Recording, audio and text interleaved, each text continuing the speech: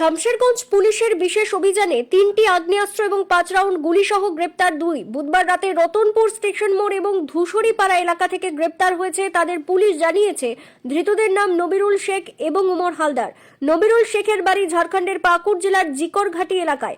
অপর ধৃত উমর হালদারের বাড়ি শামশেরগঞ্জ থানা এলাকার ধূসরিপাড়া এলাকায়। পুলিশ সূত্রে জানা গিয়েছে, গোপন সূত্রে খবর পেয়ে শামশেরগঞ্জ থানার একটি বিশেষ দল রতনপুর এলাকায় অভিযান চালায়। সেখানে একটি অনশাটার দেশি পাইপগান এবং 2 রাউন্ড গুলি বাজেয়াপ্ত করা হয়। পাশাপাশি একই দিনে গোপন সূত্রে খবর পেয়ে শামশেরগঞ্জ থানা এলাকার ধূসরিপাড়া কলোনিতে উমর হালদারের বাড়িতে হানা দেয় পুলিশ। তার কাছ থেকে 2টি দেশি পাইপগান এবং 3 রাউন্ড গুলি উদ্ধার করা হয়।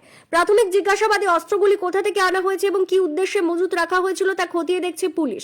এই ঘটনায় বড় কোনো চক্র জড়িত রয়েছে কিনা তাও তদন্তের আওতায় রয়েছে।